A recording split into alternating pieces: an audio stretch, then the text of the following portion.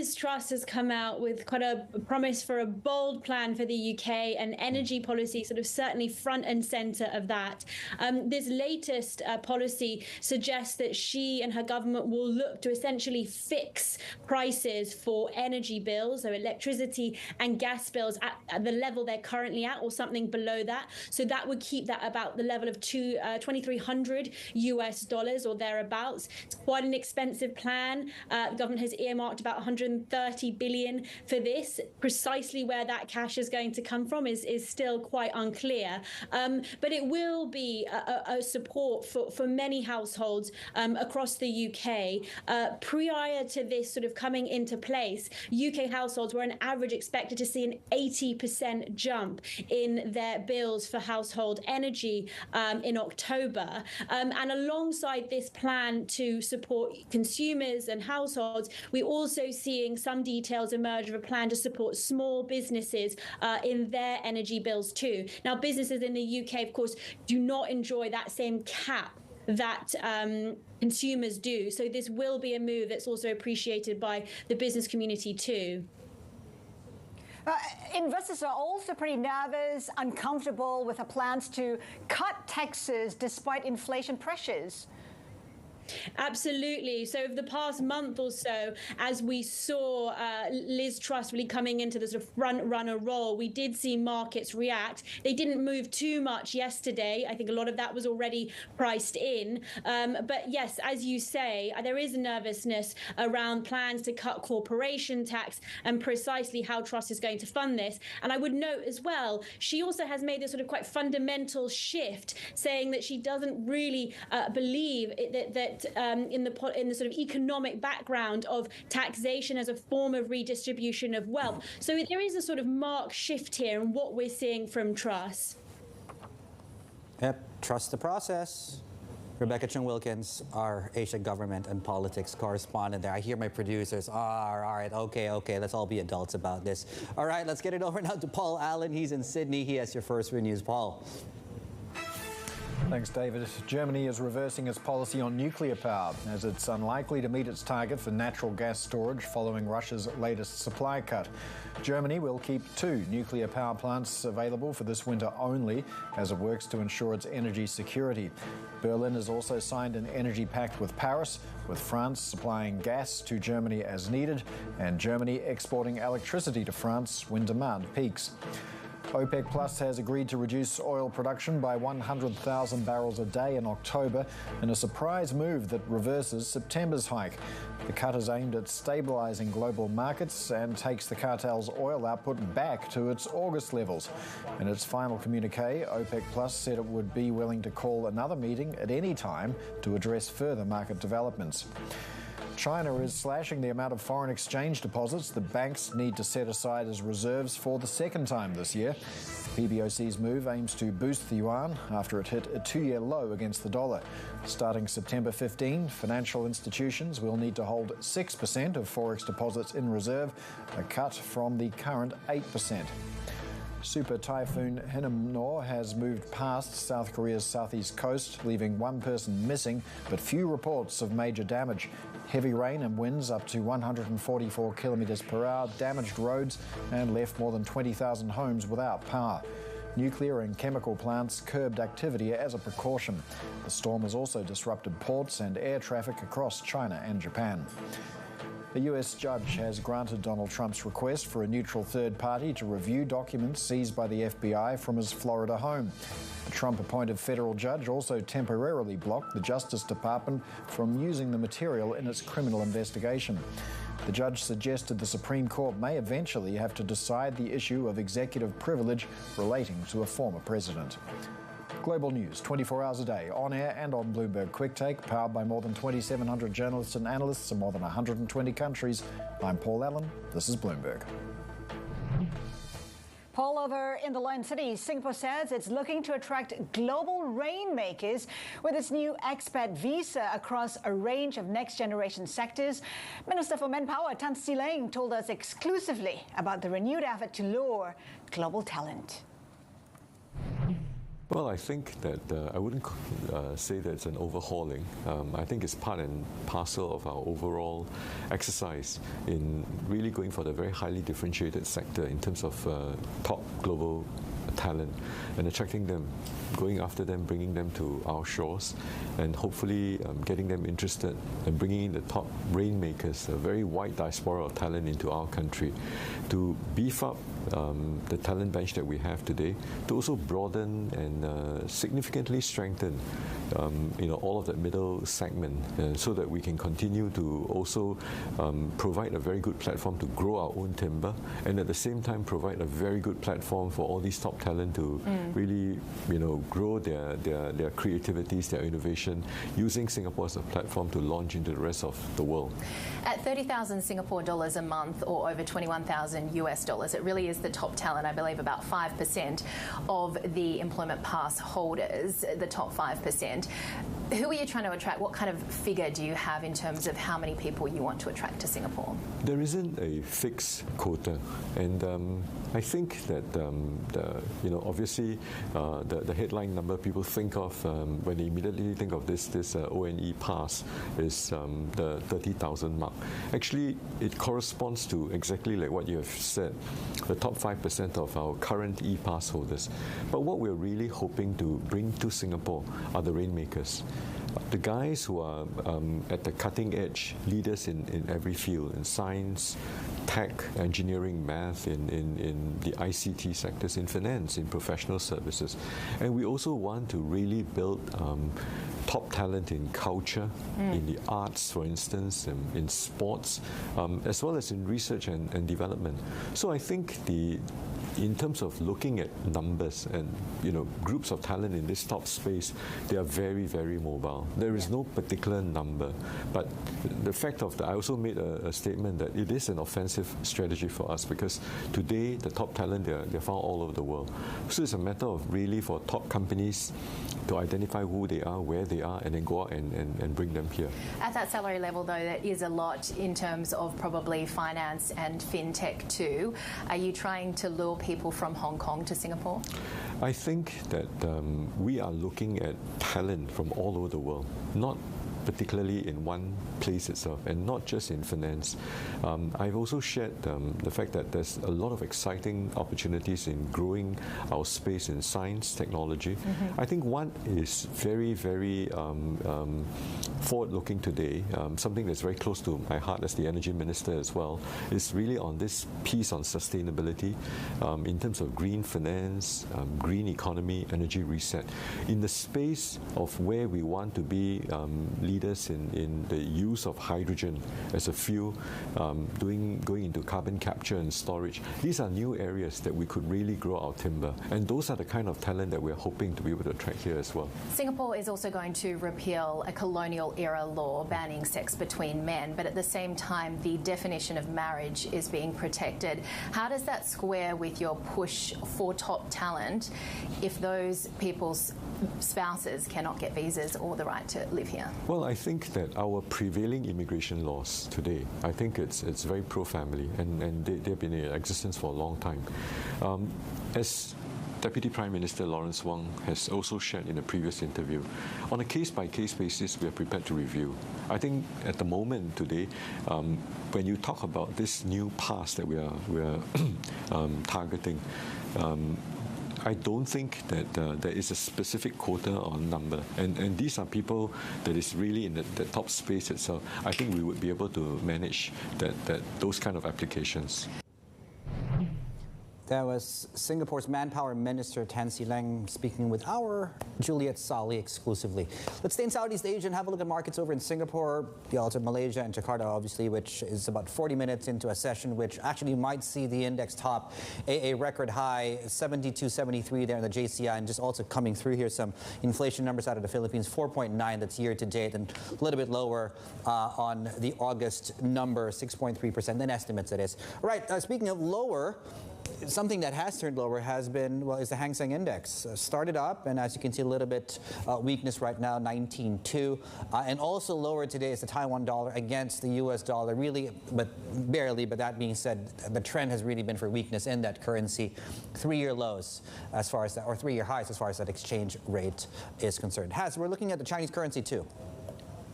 Also trending lower right now, reversing the gains that we saw after the PBOC fixed the yuan stronger for a 10th consecutive day, the longest streak of that stronger fixing since 2019, of course, also on the back of China cutting its FX reserve ratio to support that weakening currency.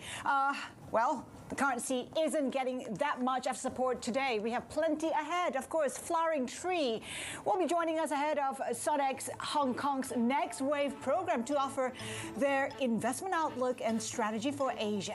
Keep it here with us. This is Bloomberg.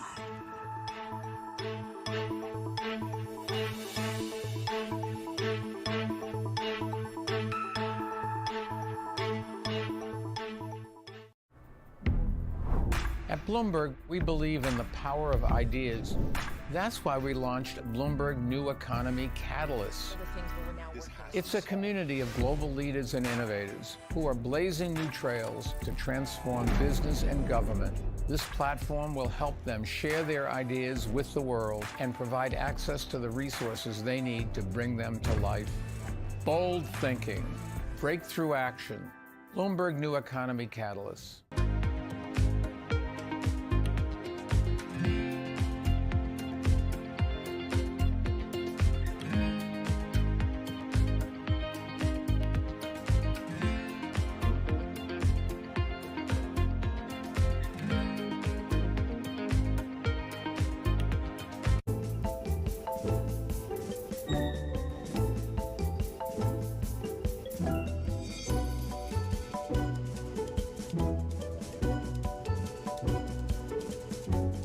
About the future of the entertainment business. Where do you think it's going? Do you think there's going to be movie theaters forever? Anybody that says to you, and I won't name names, that says the movie business is over, are fools. However you get your news. This is Bloomberg Daybreak with Lee. On Bloomberg Radio. Welcome to Daybreak Australia. This is Bloomberg Technology. This is Bloomberg Green. On TV, radio, and the web, this is Bloomberg.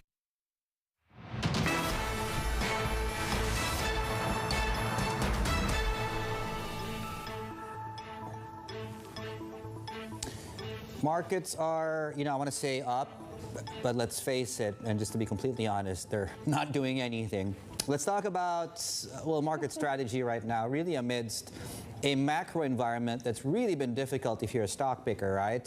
I mean, 60-40 has obviously given you negative returns, and with the Fed raising rates and inflation, sort of all the sort of micro strategies might just have to consider what's happening in terms of risk premia.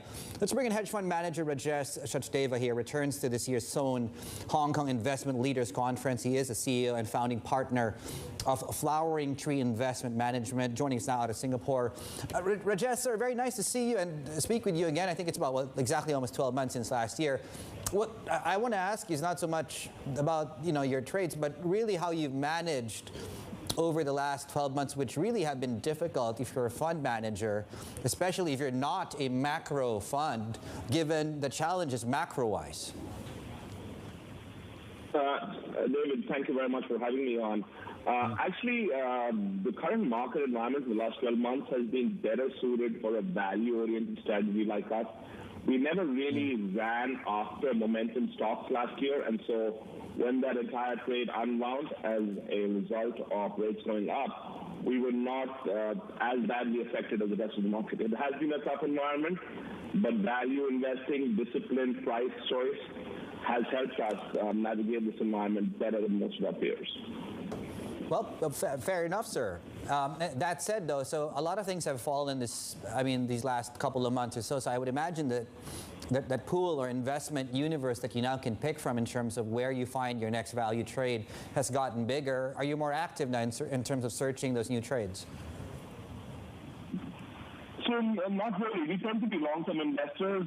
Average holding period for our positions tends to be 5 years, and there's always something that's always cooking up. And we've been lucky that stuff that we've taken pain with and held on for the last 3-4 years, particularly in India and in Vietnam, where we have significant overweight positions, have started to really pay off this year, and that's what has held us in a good light.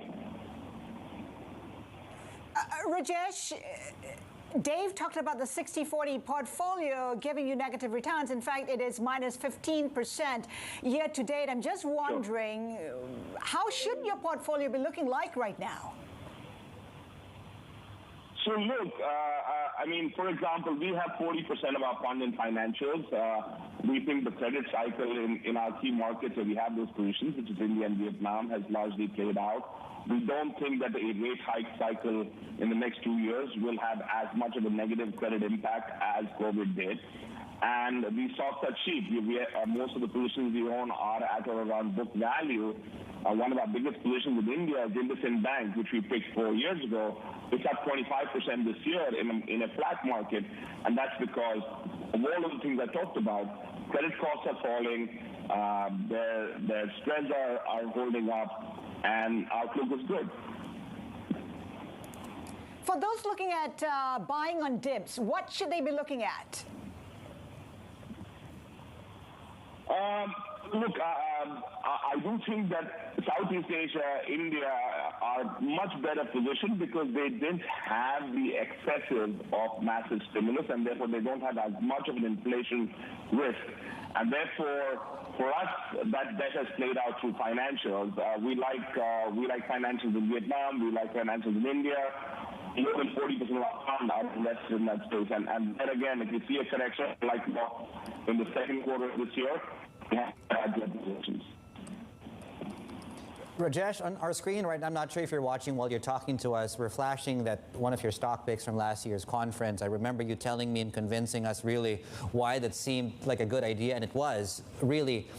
Just to clarify, on this jewelry play you have in Vietnam, are you still long that stock at the moment, and how are you changing your positions right now around that? It is still a top 10 position for us. It's up 18% this year. They're having a blockbuster year.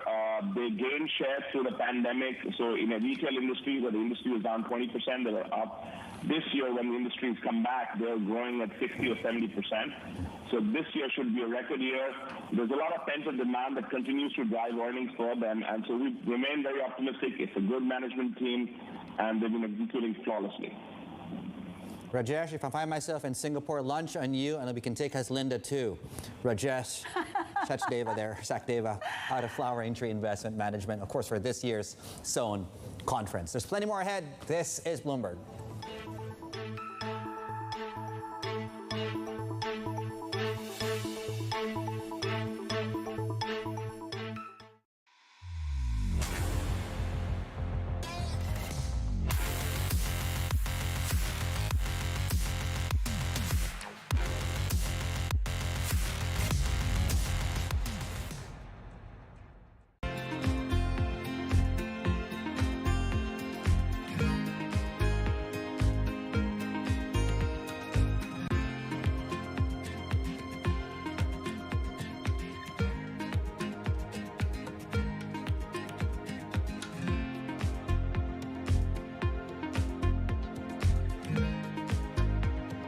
When U.S. jobs numbers are released, numbers are pretty much in line with what Wall Street expected. Bloomberg brings you crucial data at terminal speed. 315,000 jobs created, an optimistic number for the Federal Reserve. And instant expert analysis. Dare I say that this might be called a Goldilocks jobs report? What this does is really push away a lot of the arch gloom. Maybe leading us toward a soft landing. The Fed is still going to be debating 50 or 75 basis points. Nobody covers jobs day like Bloomberg, your global business authority.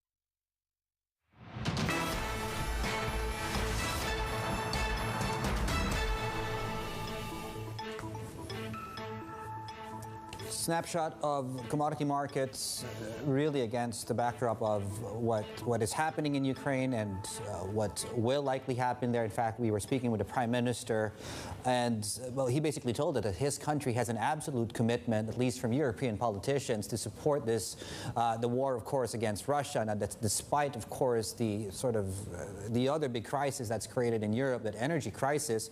But he also told us that Ukraine's allies need to help quickly end this Russian invasion because time is on Moscow's side. You know, we have a war, criminal war in Ukraine, bloody war, but European Union also have a war, hybrid war, because it's gas and oil blackmail, it's hybrid cyber and disinformational attacks, it's food crises which Russia creates, blocking our seaports, it's migrant crises which Russia creates by killing civilians in Ukraine and having a famine in African and Asian countries. All of this is elements of hybrid war. So this, what has happened in European Union, on European continent, is not so simple. It's not because of the war in Ukraine. It's because of action of Russia in European Union, in Ukraine, all around the world. So now we have a war, principal war between different worlds, between civilized world, between democracy and freedom, and between autocracy, between Soviet-style principles, between Russian Empire. So we wouldn't like to be part of Russian Empire, as you mentioned, but we would like to be part of free and democratic Europe, democratic world. And very important to understand, all of us, that only to be united we could win in this war, and we could save our democratic and freedom principles, and we should go through this winter. We should find possibility to go through this war and to win in this war. Every of us on its own place. We in Ukraine protect borders of Europe from military invasion, but Europe should protect the democratic principles in Ukraine, should support us, and should protect the democratic and freedom principles on the territory of European Union. So because of this, we should acting together like one unit. And did you have a clear commitment, though, from European officials that these sanctions are going to stay on? It doesn't matter whether there's Nord Stream 1 flows, whether they come back or they don't. The European Union is not going to play along the rules that Vladimir Putin wants, which are very clear: lift the sanctions. We can see absolute understanding from European leaders that we are in hybrid war. We have absolute understanding that Russia is blackmailing European politicians, and we have absolutely assurance from European politics that they will stay with Ukraine till the win. And that was Ukraine's Prime Minister Denis Shmyhal there. Let's do a quick check of the latest business flash headlines. Credit Suisse is expanding operations in Doha, creating up to 100 roles over the next few years across all divisions. It's also establishing a technology and engineering hub there. It aims to strengthen its wealth management business and contribute to accelerating development and digitization in Qatar. CVS Health has reached a deal to buy home health and technology services provider Signify Health for about $8 billion. It continues the drugstore chain's expansion beyond its retail origins. Signify's potential suitors reportedly included United Health Group, Amazon.com, and Option Care Health. The deal is expected to close in the first half of 2023. Sembcorp Industries jumped on plans to sell its Indian coal power business for $1.5 billion to Oman's Tanwe Infrastructure. Sembcorp operates 2 coal-fired plants in India, but is looking to decarbonize its portfolio.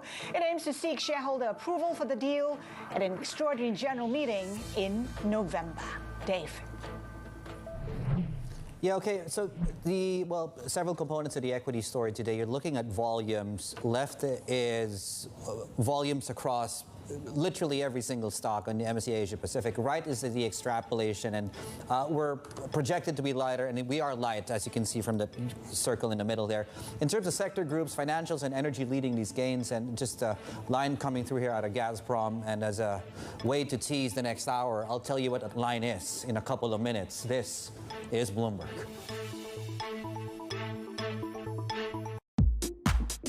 เคฟิล์มฟิล์มรถยนต์กันร้อนดีราคาถูกรถยนต์เริ่มต้น 3,000 บาท We believe in the power of ideas.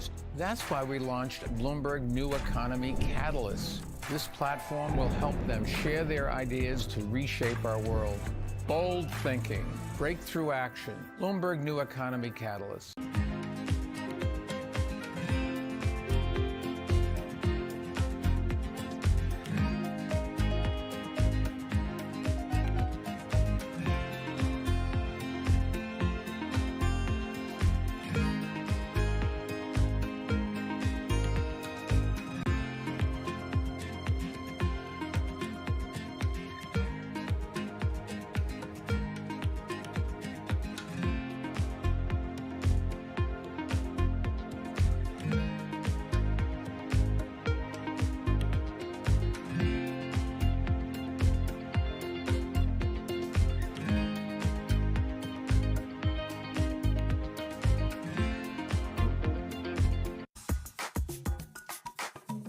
So the inflation environment has been changing a little bit. Inflation's been very low for 25 years. Now people think inflation's coming back. How are you going to deal with that? I think many of the tools that we've historically used to battle inflation no longer work in the same ways they used to. I think people oftentimes thought of housing as a way, or especially retail and real estate as a way to hedge against inflation. Less and less possible the way we've invested in it. I think commodities similarly have been thought of as a way to hedge against inflation. There are challenges over the long term. Equities have been a hedge against inflation. We will continue to do what we have done in the past, which is build a diversified portfolio where there are many different opportunities that have the possibility of hedging against inflation, because different types of inflation have to be hedged in different ways. So if it's a very quick increase of inflation as opposed to a slow rise of inflation, is it temporary? Is it a long and a persistent type of inflation? So for us, I never model myself an economist that can predict where inflation is going. And so what I need to do is build a diversified portfolio where there are different options that can fight the different types of inflation, and to pay close attention to it. And you know, fundamentally, it's done through the equity markets.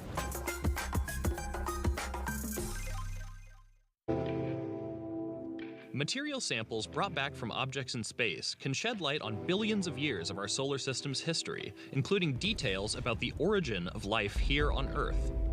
A piece of an asteroid is a piece of the earliest beginnings of a solar system. But picking up rocks from the surface of an asteroid or planetary satellite isn't as easy as it sounds. It requires voyages of millions of miles to bodies that have never been seen up close. Probes need to land on surfaces with weak gravitational pulls, where the surface terrain is completely unknown, gather samples, and then make the long trip back. And while behemoths like NASA and SpaceX grab headlines, it's a relatively young space agency. The Japan Aerospace Exploration Agency, better known as JAXA, that is taking the giant leap necessary to bring the mysteries of space back down to Earth.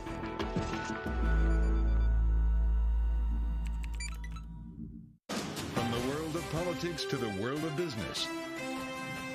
Balance of Power with David Weston. News, analysis, insight from and about politics power players. Weekdays, this is Bloomberg.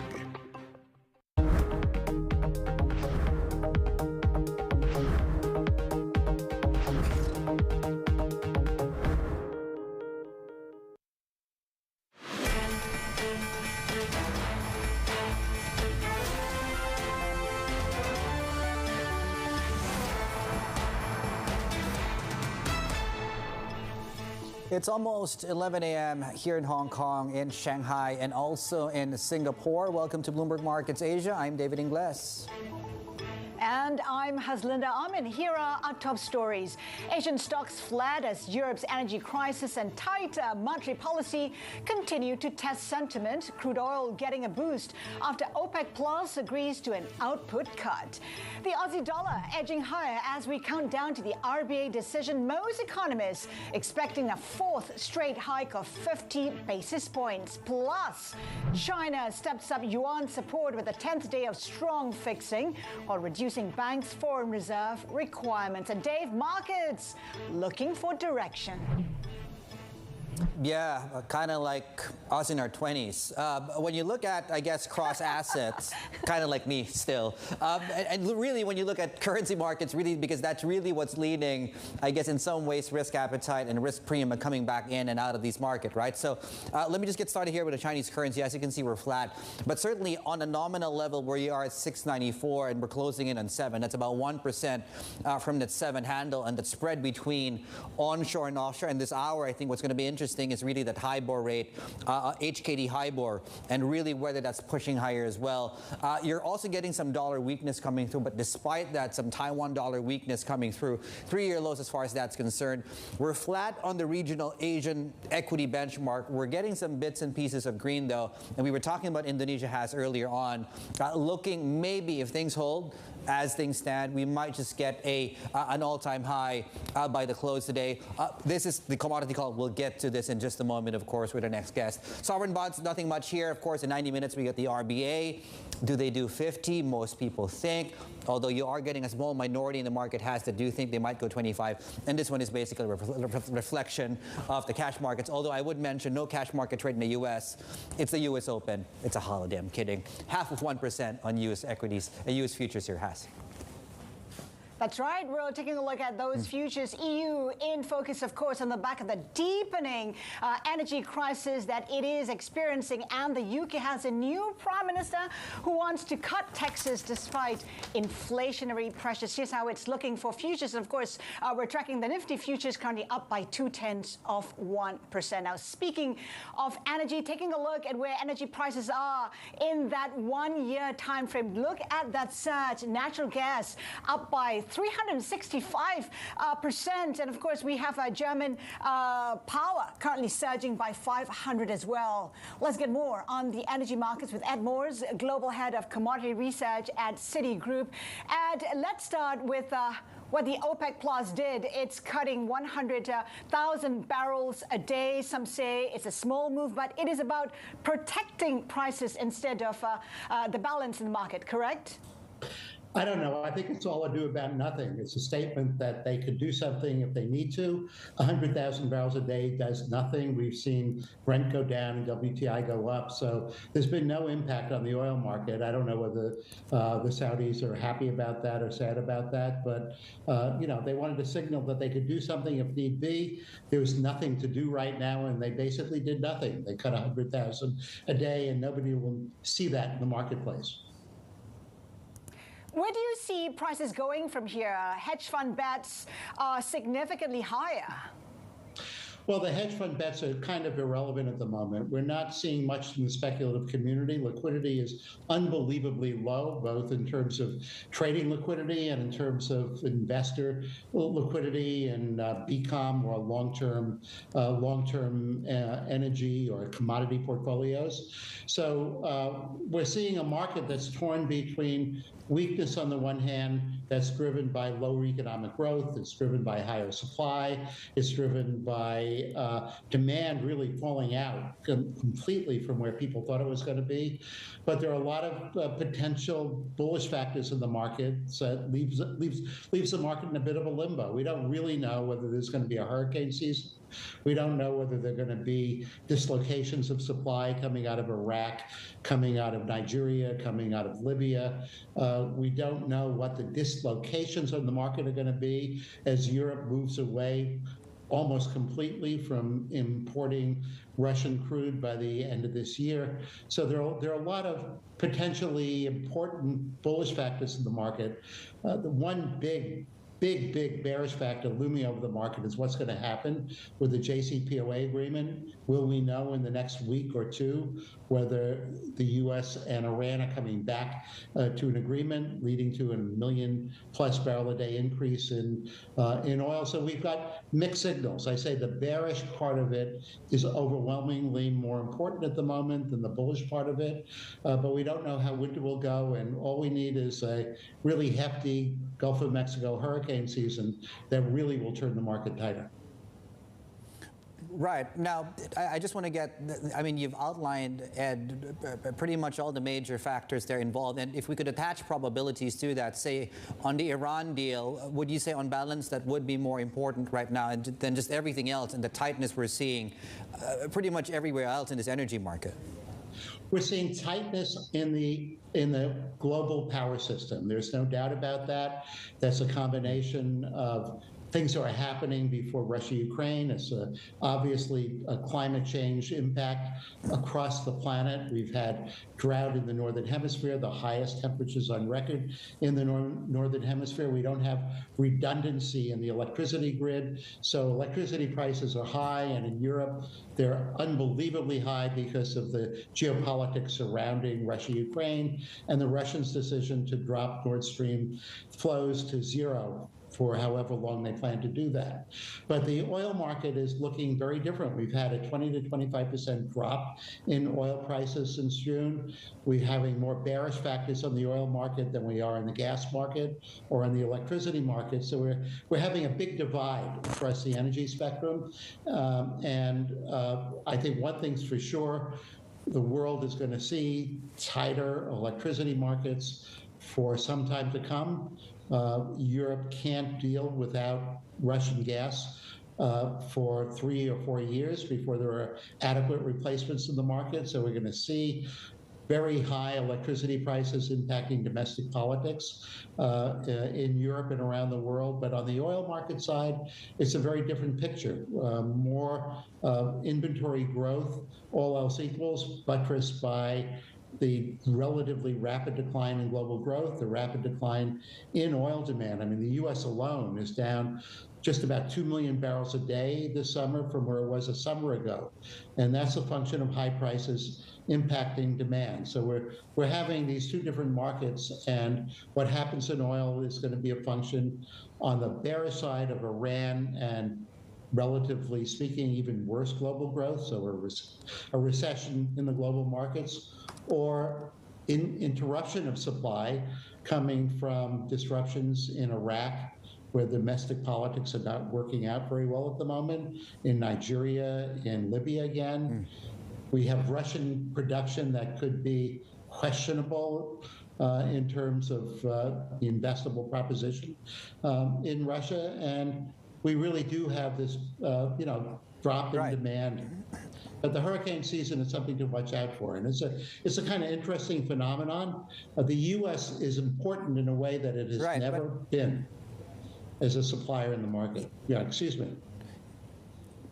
No, I was about to say, I mean, the hurricane season, it is what it is. When it comes, it comes. And what I wanted to ask you a little bit more, because, I mean, Europe seems to be in very big trouble. You're getting, I mean, for obvious reasons, politicians coming in.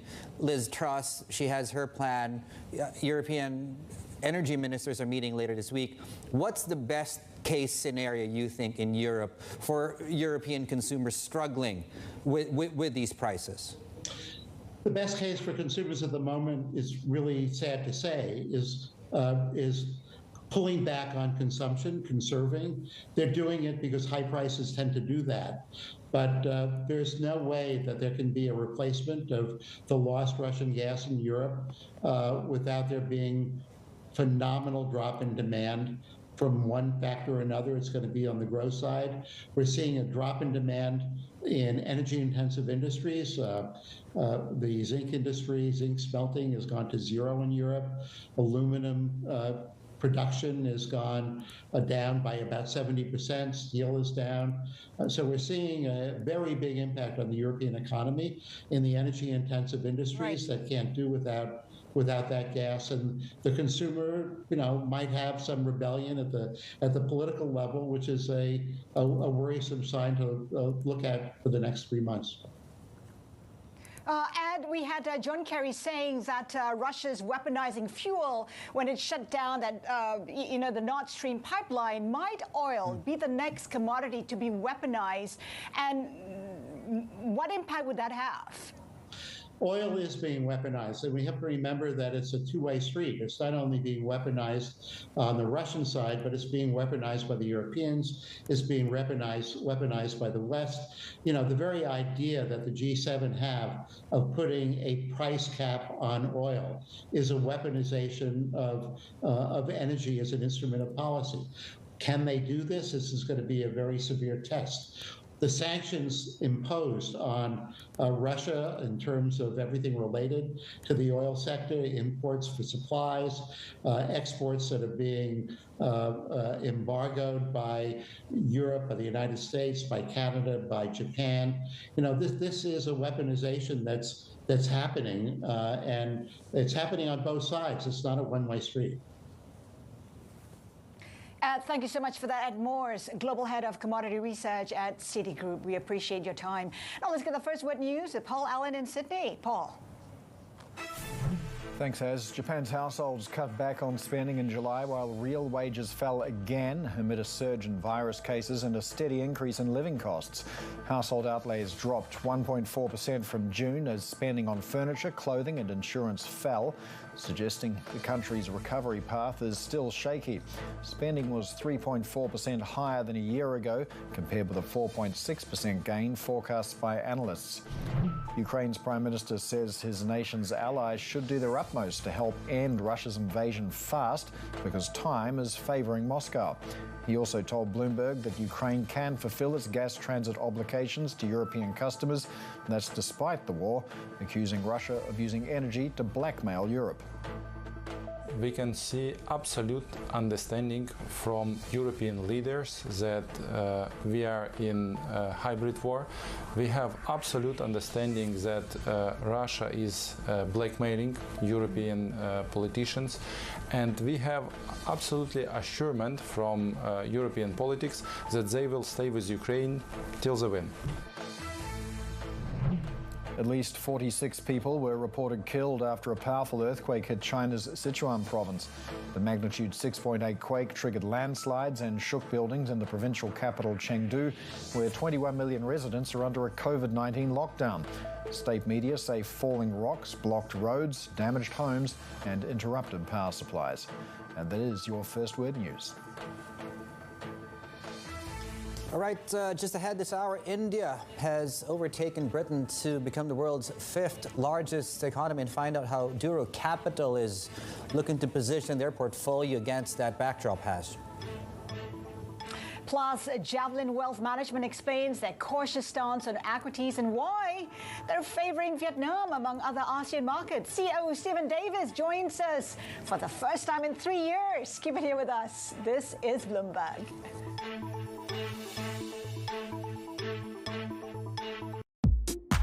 VK ฟิล์มรถยนต์กันร้อนดีราคาถูกรถยนต์เริ่มต้น 3,000 บาท We believe in the power of ideas. That's why we launched Bloomberg New Economy Catalyst. This platform will help them share their ideas to reshape our world. Bold thinking, breakthrough action. Bloomberg New Economy Catalyst.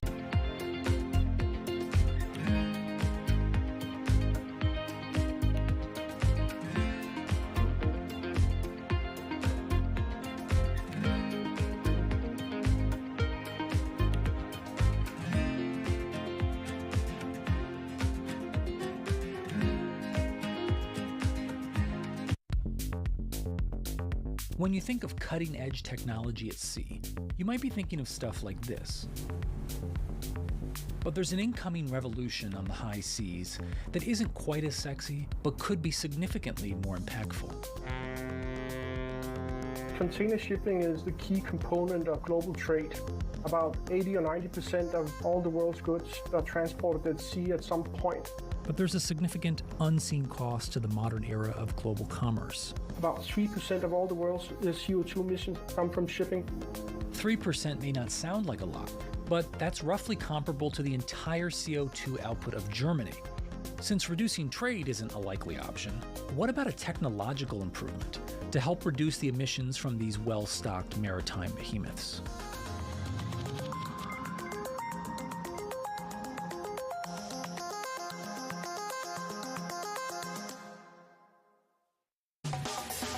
Everything you need to get set for the start of U.S. trading. Bloomberg The Open with Jonathan Farrow. Drilling down on the numbers and preparing you as only Bloomberg can. Weekdays on Bloomberg.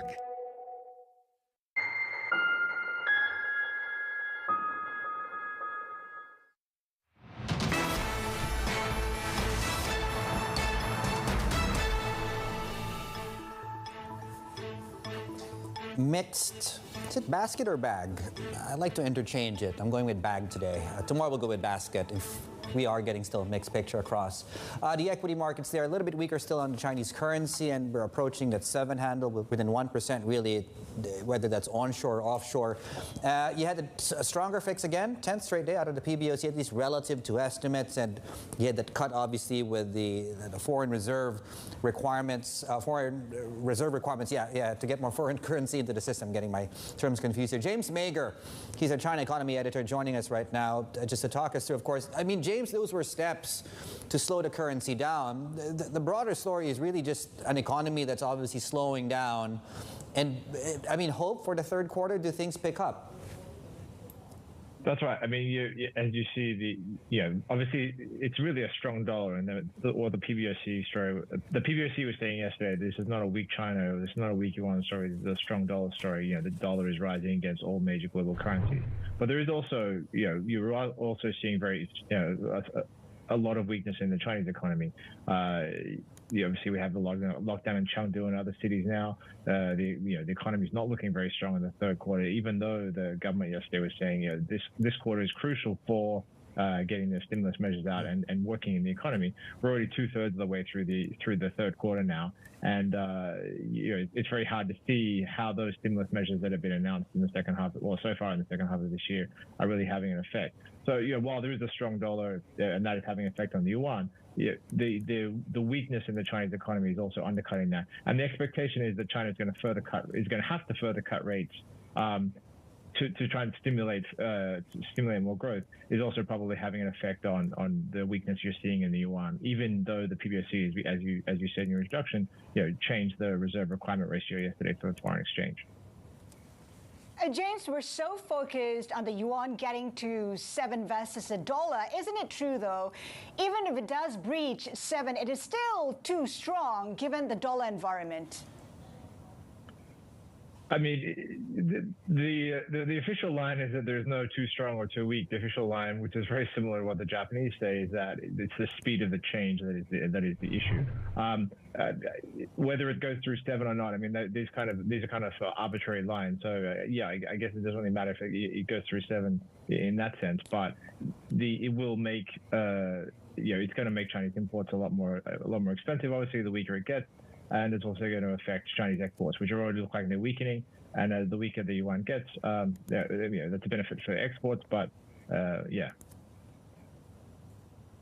Bloomberg's China economy editor James Mager, thank you so much for that. Let's get back to market action and bring in Stephen Davis, founder and CEO of Javelin Wealth Management. Stephen, a big welcome back after 3 years. I want to pick up on what James said. I mean, the environment in China isn't great. We've seen an exit of foreign funds in particular from Chinese assets. That's likely to continue because no matter what the PBOC or the government do, COVID-0 is maintained. Yes, and I think that the thing that's perhaps been a bit of a surprise for all of us over the last sort of 12 months or so is the degree to which historically the answer out of the policy playbook has been pump. And that they would flush the system with liquidity. There'd be lots of different measures coming through in support of various different businesses and industries, lots of liquidity being provided to the banking system. They've done that this time around on the margin, but it shows the degree to which perhaps the PBOC and therefore the Chinese government are much more reluctant this time around to do exactly that type of pump priming. One can only speculate that perhaps either that reflects a more limited pool of resources, or secondly, that they're more concerned about maintaining the integrity of the loan book and so forth, and that therefore their policy options this time around are a lot more limited. Chinese stocks already laggards. How much more downside, and at what stage would you be a buyer? Would you be buying over the next 6 to 12 months? That's an impossible question to answer because at the moment the answer is no, we would not. Specifically because the policy playbook in itself is still far too opaque.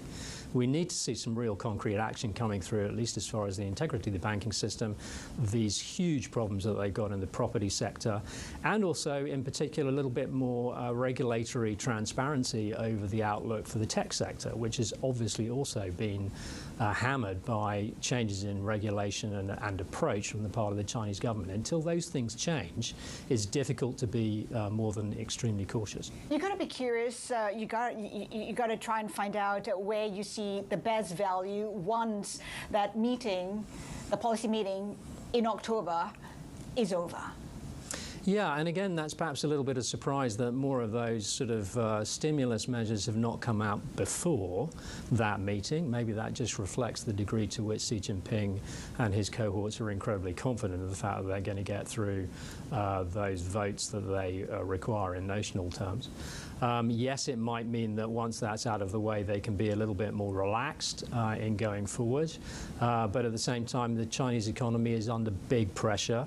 You can see that there's a degree of popular discomfort, to put it mildly, with COVID-0. So a lot of these things require a different approach, and so far we haven't seen it. Steve, David here, I just want to get a sense then of, so there are a lot of risks on balance, a lot more risks compared to previous years. Would you say it would just be wise to just increase your cash balance and cash allocation these next few months? Yeah, in overall terms, that's exactly what we've done. Obviously, it was a bit uncomfortable, I have to say, in July because we had a bit of a whipsaw, but in August, economic realities came back with a vengeance, and the Federal Reserve in the US reaffirmed its strong commitment to keeping inflation under control. So all of those reasons would tend to mean you've got to be a little bit more cautious, look for opportunities, but also at the same time be patient and not be too trigger happy. Understood. All right. Now, when everyone talks about one trade, and everyone seems to agree, and currently that is, right now, a stronger dollar, is it time to start thinking about what one would do when the tides turn if the dollar does start to fall? And what will be the first thing you would do, Steve? Yeah, good question. I mean, the irony, of course, is at the back end of last year, the forecast of 2022 was for dollar weakness. Yeah, right. So we haven't exactly had that, and that's entirely because of interest rate differentials. It doesn't look as though that interest rate differential is going to change materially anytime soon, because although other central banks are raising rates, it's certainly the case that the Federal Reserve is out front, having been a bit of a slow starter, but they're a long way out front now at the moment, and they've signaled more to come. In addition to interest rate increases, perhaps the ones that's getting less attention but ultimately is more significant is tightening. So the removal of liquidity from the system is also dollar positive, even if it's market negative. That's QT. And we can talk about that next time. And certainly, Steve, let's not wait 3 years, please, sir, before we have the next conversation. Steve Davies there, out of Javelin Wealth Management, live for us there, of course, giggling and everything over in Singapore. There's plenty more ahead. This is Bloomberg.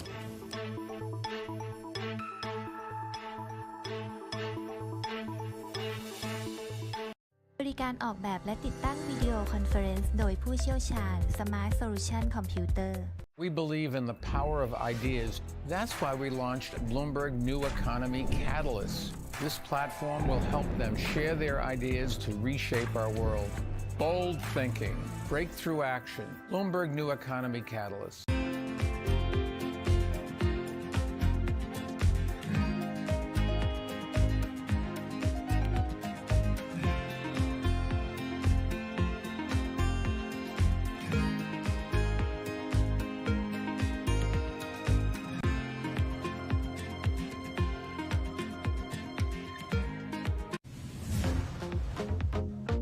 We make it very transparent to the shopper before they accept an order, what the order is going to look like, how much we're going to pay them, and how much like the consumer is paying them. And so they can decide whether they take an order or whether they refuse it. And that's the kind of flexibility that our shoppers really value and the kind of transparency that they want. Are you seeing a labor shortage right now? And what are you doing to combat that? It's different in different places. Our demographic of shoppers is completely different from food delivery and ride sharing. We're 70% women and half of them are moms. And that's because a lot of the job at Instacart is very different than just being in a car with strangers. It's about like going to the store, doing a good job of customer service, of really picking the right products for the consumer. And we are seeing that being very appealing to women.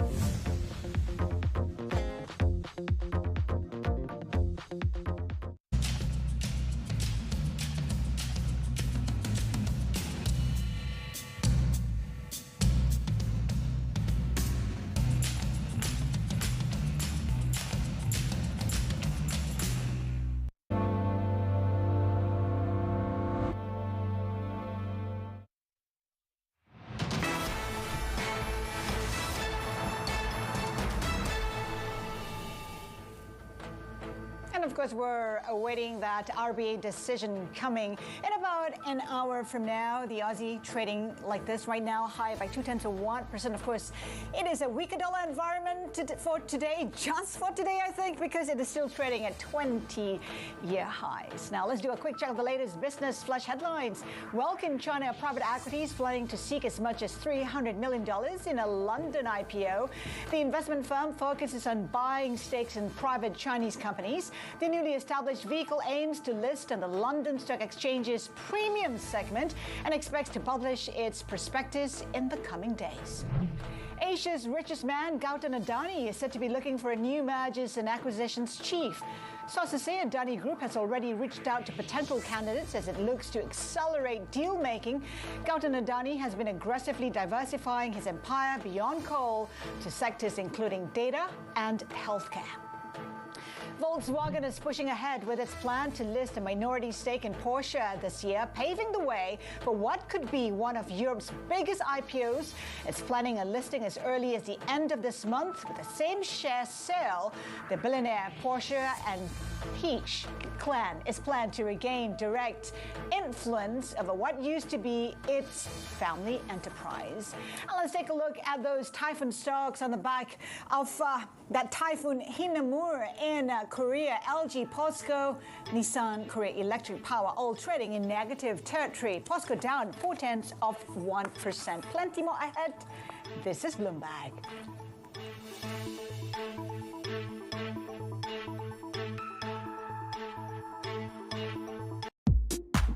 VK ฟิล์มรถยนต์กันร้อนดีราคาถูกรถยนต์เริ่มต้น 3,000 บาท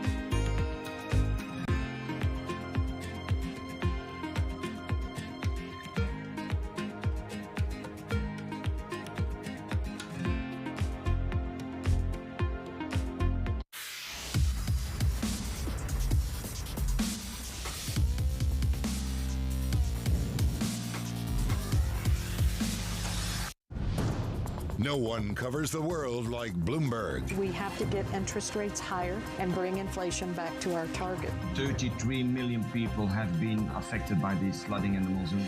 Disruption is the whole point of a strike. With unmatched reach and resources from more than 120 countries, the moment news breaks, 24 hours a day. Bloomberg, your global business authority.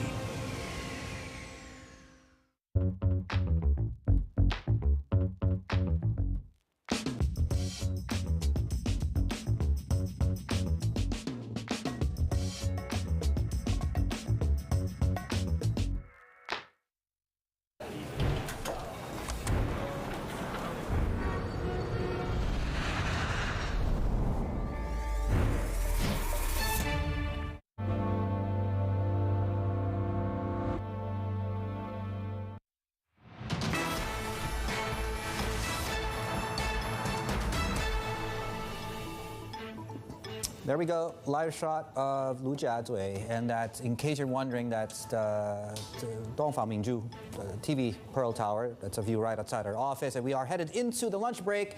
Up 1% on equity markets, slightly weaker on the currency. I haven't checked yields, so I'm not going to speculate what that looks like. We can talk about that later, Has, but yes, here we go, and we are, I would imagine, session highs on these equity markets, Has. Well, we have Japan coming back from lunch. It is doing very little right now. We'll call that flat. Of course, front and center is the yen at 140.51. It's already breached that level. Now could be trending even lower from here, Dave. Yeah, well, a lot of that really will depend on what the dollar does and where it goes, because that's really forced a lot of policy action across the region, right? So we heard from the BOK. I'll start with that. A couple of weeks ago, we heard from many central banks really talking about indirectly or directly how a weak currency might engender things like important inflation. And of course, the latest one and the big one this week is out of the PBOC. So 10th straight day, you had a midpoint that was stronger than expected. And on top of that, yeah, that announcement that come September 15th, I think is the date, they'll be reducing the Forex reserve ratio there. That's another step to support the currency. Let's talk about this. Tanya Chen is with us here, our China FX and rates report, and also our Bloomberg intelligence analyst, Stephen Cho, to talk us through, of course, the broader implications. Stephen, let me start with you because you put out a piece on this. Is it going to work? And what is it meant to do? No, but it's going to work only temporarily. So if you look at what happened in April, they did the same. The currency stabilized for a little bit, but then after that, just because the dollar just gets stronger, China's macro data is weakening, and then we saw a weaker yuan after that. This time, we expect the same, of course. As long as China's partial lockdown continues, data continues to look weak, the yuan is just going to drop further against the dollar, especially closer to the 7 handle that we're seeing right now. Okay, now we talk about the 7 handle. I'm not sure, do we talk about that because it's a nice round number? Like, what are the people that you talk to are saying? Is that an important number? Are we going to go weaker from here? It's definitely just a psychological milestone. In fact, the last time it actually touched 7 was in 2019, which was post the U.S.-China trade war, and when things were ratcheting up between them. And then it happened again in 2020 at the height of the pandemic. What's quite different, I think this is what Stephen was saying about the fundamentals this time, is that the spot rate is moving on the weak macro fundamentals. And what the PBOC is trying to do when it's leaning against the declines with the daily fixings and with cutting the FX RRR, it's mostly trying to eliminate herd behavior. It's trying to kind of dampen the speculative one-way bets. Well, let's talk about that, because when we talk about fundamentals, then, I mean, we know it's a weakening economy. I look at exports, though, and that's due, I think, this week. I think it's 90 billion, if I'm not mistaken, was the latest read, or a trade surplus. That doesn't seem like, if I put that together with a currency that many people say is undervalued, or overvalued, rather. Yeah, as you said, trade surplus, it's at a record high recently, and it's still very strong. Export is still very strong. I mean, it hasn't really changed since last year. The thing is that, like, the rest of the economy is weakening, so that's the problem. Now, if we don't have this very strong export or trade, the yuan will be beyond 7 already. So we're already talking about the support from exports that's keeping yuan below 7. Now, the problem is with COVID, with all the restrictions, like, we're not going to say whether it's right or wrong, but then it's hurting the economy. Like, even for places like, when we talk about economy in, say, the Taiwanese economy, a lot of factories in China, so that's impacting Taiwan as well, and also a lot of the other Asian economies. As a whole, so China's own problem will actually impact Asia and the world economy. And on top of that, we're talking about slowing aggregate demand globally, US, Europe, you can name it. And that's going to fit into weaker exports going forward. So even this really strong tailwind for Chinese currency, it's going to weaken as well. So there are just a lot of headwinds for the Chinese currency right now. Right, and does that weaken the broader Asian FX complex? Like, what's that conversation between causality, correlation, and are we overthinking this? You're kind of overthinking it because it's basically a dollar story right now, right? But I think what Stephen Chu was saying was actually really kind of the key point. There's two things that you should note. The Asian currencies like Korean won, Taiwan dollar, Thai baht, they're definitely going to be linked to what happens with the Chinese currency, right? But at the same time, if you look at the Chinese currency from like a trade-weighted valuation, it actually hasn't even moved that much this week, even though yesterday I think we saw the offshore yuan hit like a 2-year low, right? Yeah. So the policymakers look at the yuan from a holistic point of view. They're not just looking at it from the dollar-yuan exchange rate. They're looking at it from trade-weighted valuation. And from that angle, like the yuan is actually quite stable. But speaking about emerging markets, I do think there is a bit of like a debate that's emerging right now among whether or not emerging markets have fully decoupled from China. I think about a year ago that correlation was very, very high with China. But now I think some people are saying, since the Asian financial crisis, Asian emerging market economies, they've really bolstered their balances, their reserves. They've done a lot to kind of be better prepared for this cycle and this cycle of Fed tightening. So, in fact, I think some emerging markets are a little bit more cushioned this time from the yuan weakness than others. Yeah, I mean, the likes of the Thai baht, for example, and that's obviously a tourism story. So you mentioned the basket. Stephen, let me just end on you. So the basket's what, 101? Where do you see that going? Actually, we've been keeping track of the value of the basket, and right now our number is 102.50. So right now we're just slightly below fair value, and that could also be one reason. I know, like, the basket is pretty much stable this year, but it's still weakening quite fast over the last few weeks.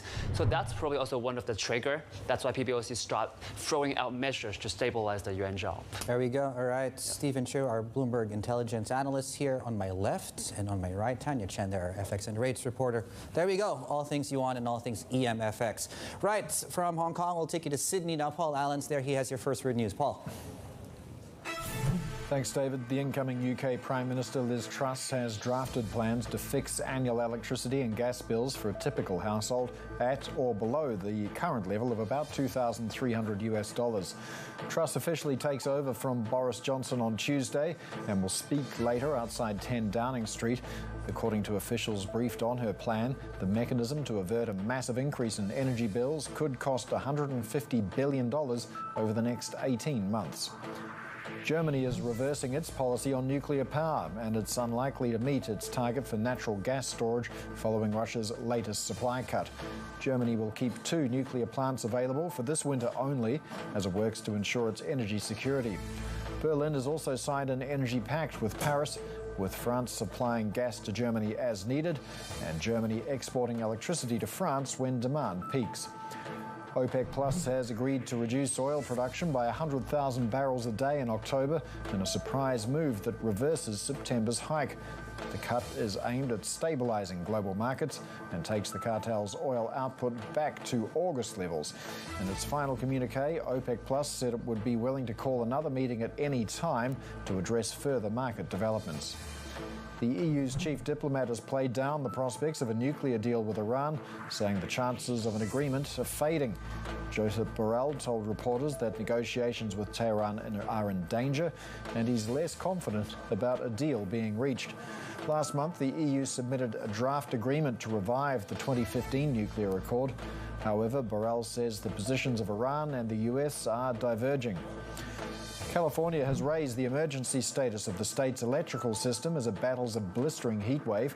Electricity use hit the highest level since 2017, with millions of homes and businesses cranking air conditioners to cope with temperatures above 43 degrees Celsius. The grid operator says consumers need to use less power or face rolling blackouts. Global news, 24 hours a day on air and on Bloomberg Quick Take, powered by more than 2,700 journalists and analysts in more than 120 countries. I'm Paul Allen. This is Bloomberg. Now, Ukraine's prime minister says his country has an absolute commitment from European politicians to support Ukraine in the war against Russia, despite the turmoil they face in the energy markets. But he also told us that Ukraine's allies need to quickly help end the Russian invasion because time is on Moscow's side. You know, we have a war, criminal war in Ukraine, bloody war, but European Union also have a war, hybrid war, because it's gas and oil blackmail, it's hybrid cyber and disinformational attacks, it's food crises which Russia creates, blocking our seaports, it's migrant crises which Russia creates by killing civilians in Ukraine and having a famine in African and Asian countries. All of this is elements of hybrid war. So this, what is happening in European Union, on European continent, is not so simple. It's not because of the war in Ukraine. It's because of action of Russia. in European Union, in Ukraine, all around the world. So now we have a war, principal war between different worlds, between civilized world, between democracy and freedom, and between autocracy, between Soviet-style principles, between Russian Empire. So we wouldn't like to be part of Russian Empire, as you mentioned, but we would like to be part of free and democratic Europe, democratic world.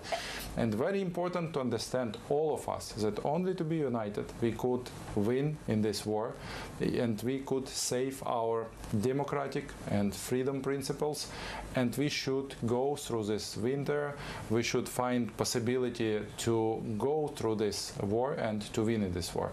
Every of us on its own place. We in Ukraine protect borders of Europe from military invasion, but Europe should protect the democratic principles in Ukraine, should support us, and should protect the democratic and freedom principles on the territory of European Union. So because of this, we should acting together like one unit. And did you have a clear commitment, though, from European officials that these sanctions are going to stay on? It doesn't matter whether there's Nord Stream 1 flows, whether they come back or they don't. The European Union is not going to play along the rules that Vladimir Putin wants, which are very clear: lift the sanctions. We can see absolute understanding from European leaders that we are in a hybrid war. We have absolute understanding that Russia is blackmailing European politicians, and we have absolutely assurance from European politics that they will stay with Ukraine till the win. And that was Ukraine's Prime Minister Denis Shmyhal there.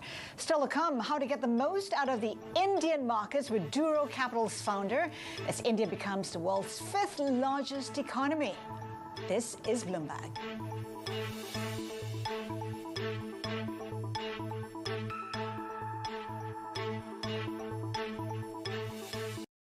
You will shed light on dark matter. You will make aging optional. You will turn 5G up to 11. Because when you subscribe to Bloomberg, you won't just get news. You'll get insight into limitless possibilities, knowledge, and inspiration to feed your ambition. So before you invent, pioneer, disrupt, before you change the world, Bloomberg. We believe in the power of ideas. That's why we launched Bloomberg New Economy Catalyst. This platform will help them share their ideas to reshape our world. Bold thinking, breakthrough action. Bloomberg New Economy Catalyst. Good return. We'll cover the latest trends in sports betting, the hottest matchups, shifting spreads, and the data you can't find anywhere else. It is crazy how much the money line has changed from the preseason to now. Plus expert insights from special guests. The Eagles got a gem on their hands. I hate to say it because they're in the NFC East with the Giants. Odds are it'll be your favorite way to stay in the game. Catch the lineup Fridays and Saturdays only on Bloomberg. From the world of politics to the world of business. Balance of Power with David Weston. News, analysis, insight from and about politics power players. Weekdays. This is Bloomberg. This is a market that over the past few weeks has made it clear it wants to go higher. It got a little spooked by the idea that geopolitical tensions are rising.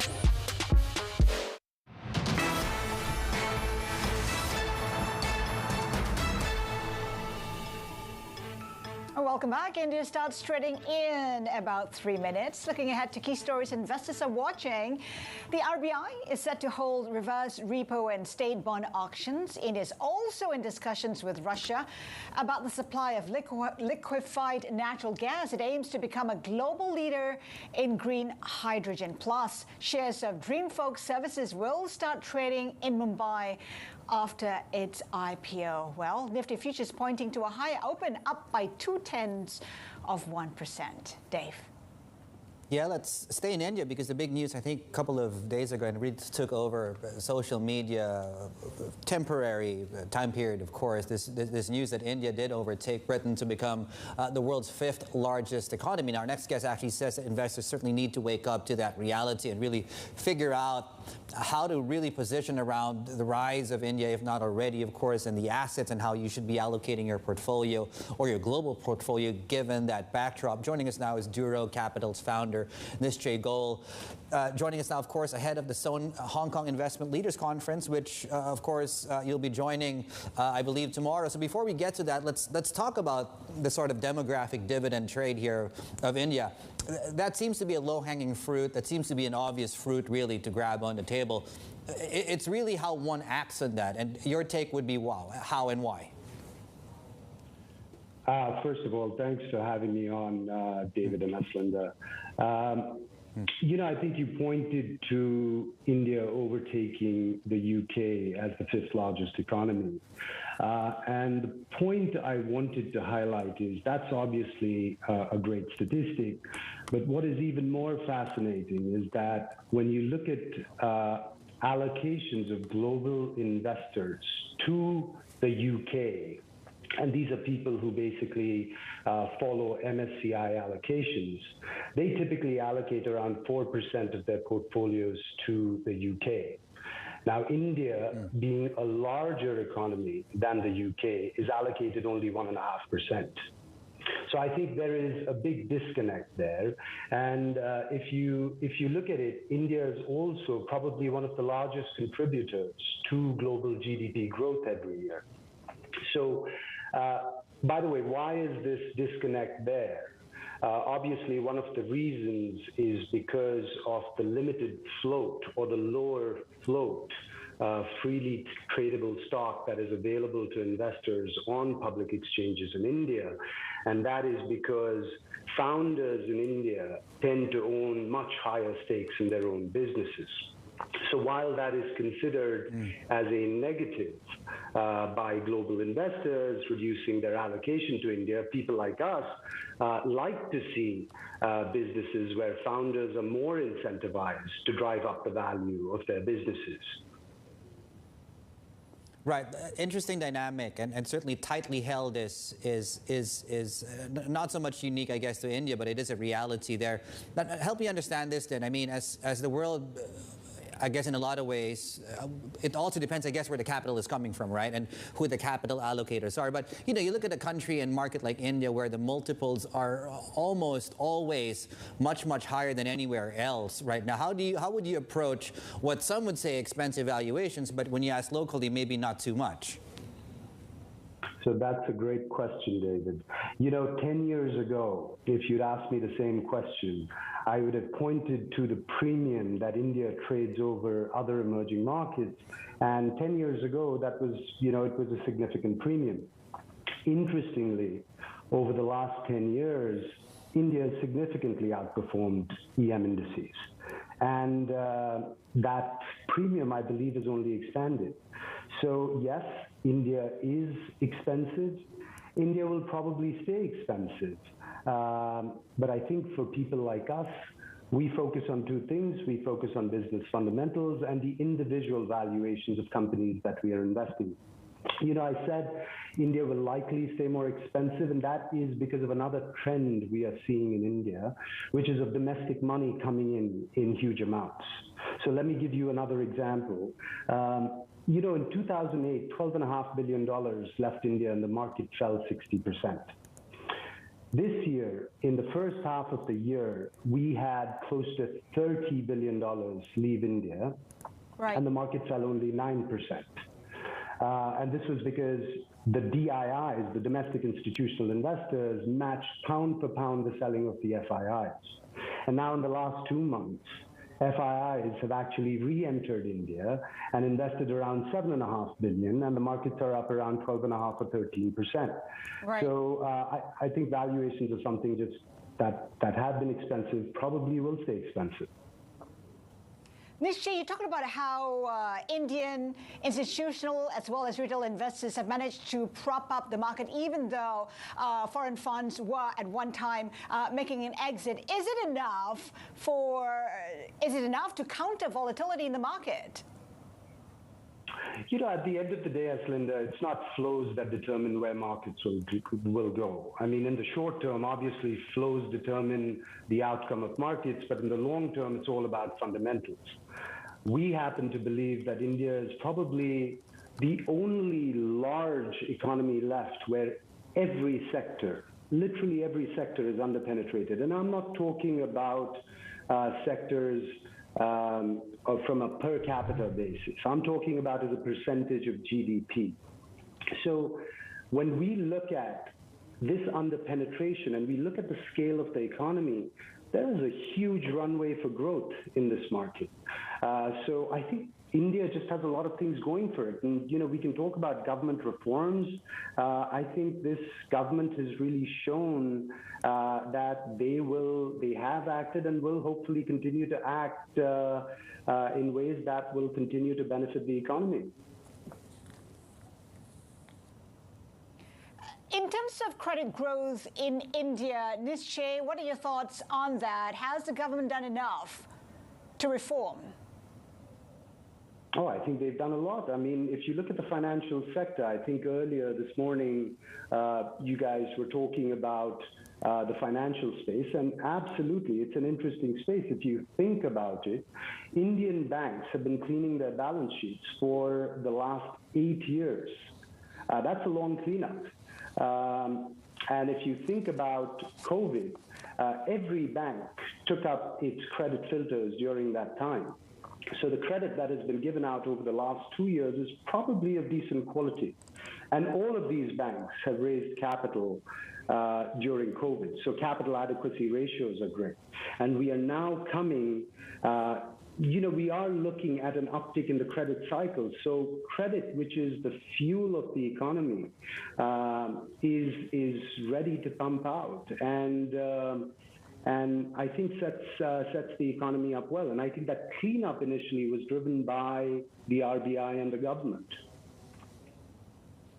Nischay, thank you so much, and we look forward to speaking with you again, of course, joining the SOAN Annual Investment Conference. Nischay Goel there, founder at Duro Capital. Now, just talking about India here, just a couple of minutes into the session. So one of the few markets this year, and just to be more clear there, that's actually up. We're up 2% among just a handful, including Indonesia, you have Singapore, and the rest of Asia really just finding ourselves just down for the year so far. We're flat on the currency there. There's plenty more ahead.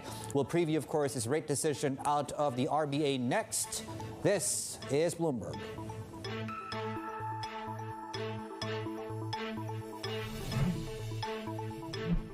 We believe in the power of ideas. That's why we launched Bloomberg New Economy Catalyst. This platform will help them share their ideas to reshape our world. Bold thinking, breakthrough action. Bloomberg New Economy Catalyst.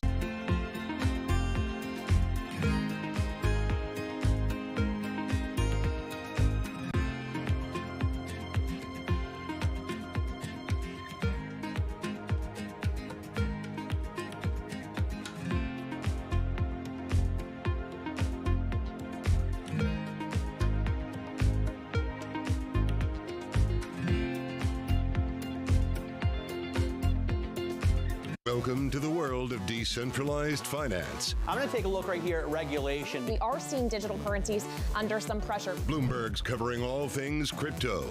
The people. I want to have some of my money outside of the sovereign. The transactions. It all comes down to the details here. And the technology. How does that affect disruptors like you? What happens to everything that you're investing in when the last Bitcoin is mined? Bloomberg Crypto, Tuesdays. Everything you need to get set for the start of U.S. trading. Bloomberg The Open with Jonathan Farrell. Drilling down on the numbers and preparing you as only Bloomberg can. Weekdays on Bloomberg.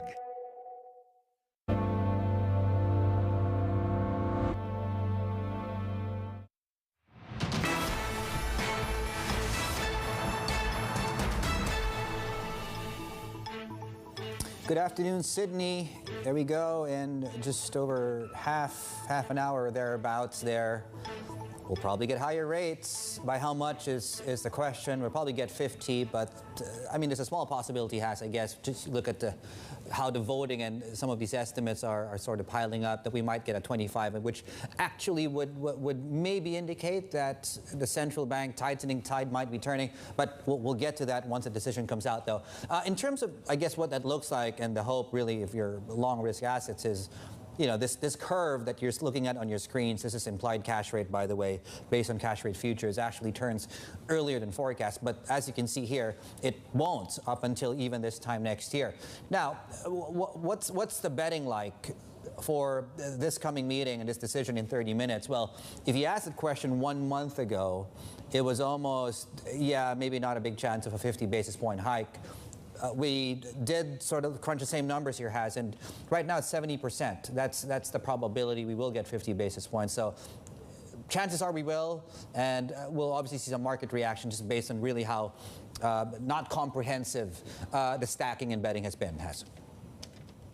Well, that's right, and the RBA did say that it does not have a set path. So, it opens the question, will it be 50, will it be not? Yeah. But this is on the back of wanting to fight inflation. Q2 inflation at about, 6.1%? That's double of what the RBA is targeting, and it does say that it expects inflation to peak at about 8% later in the year. But it begs the question, how will this impact the people? This is an economy where households have the highest debt to GDP in the world, higher than Canada, higher than the UK, as well as the US. It will be quite painful. So we await that decision at about in about 30 minutes from now. For now, let's do a quick check of the latest business flash headlines. Credit Suisse expanding operations in Doha, creating up to 100 roles over the next few years across all divisions.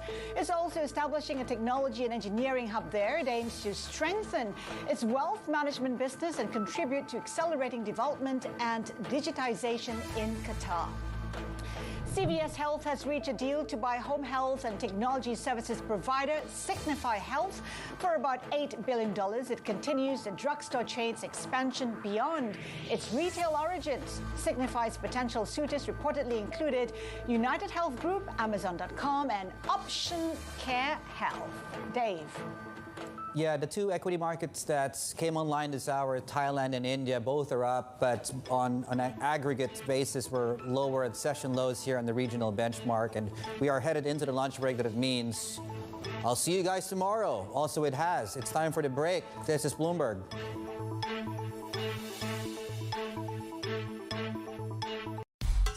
VK ฟิล์มรถยนต์เกรดสูงกันน็อตสูงสุด 76%. We believe in the power of ideas. That's why we launched Bloomberg New Economy Catalyst. This platform will help them share their ideas to reshape our world.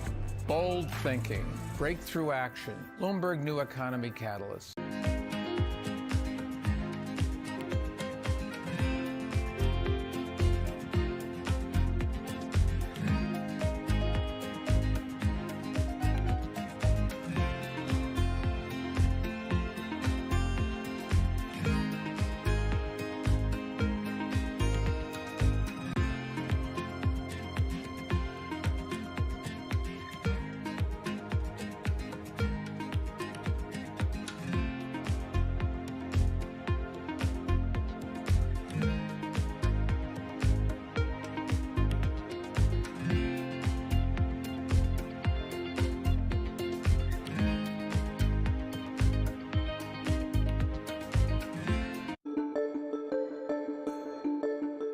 I went back and looked, and very few secretaries of state in the last 100 years, or maybe ever, have really gone back into government. So why did you want to come back into government for any issue when you've got 8 grandchildren, you've got 2 daughters, you've got wonderful family? Why did you want to come back and go through this terrible process we have in Washington of getting things through consensus and getting people to agree to what you want to do?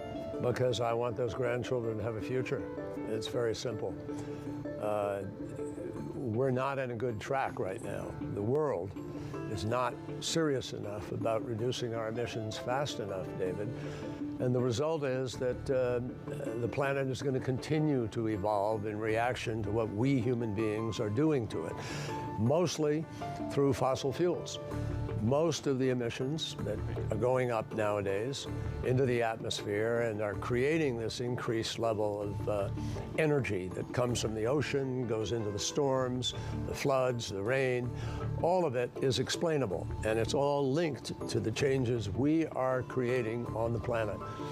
So it's very simple. I wanted to come in because I think we have a real chance now to make something happen. And I think Glasgow was a major step forward in the effort to do that.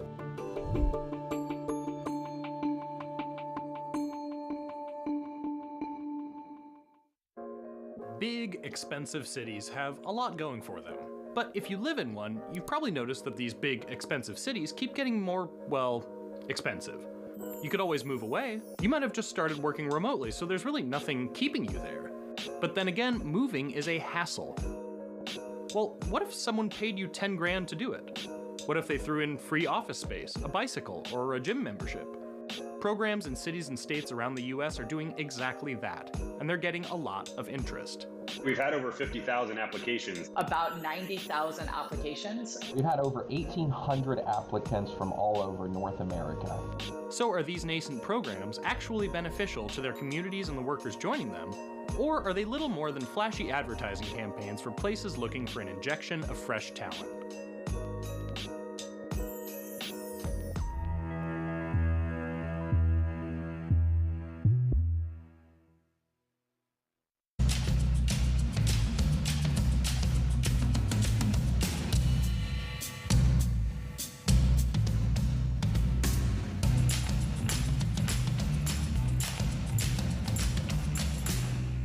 It's really a reminder, isn't it, just how sensitive the markets are to any commentary about trade. We did see some pressure on the yuan, we did see some pressure on the futures. That is now being reversed.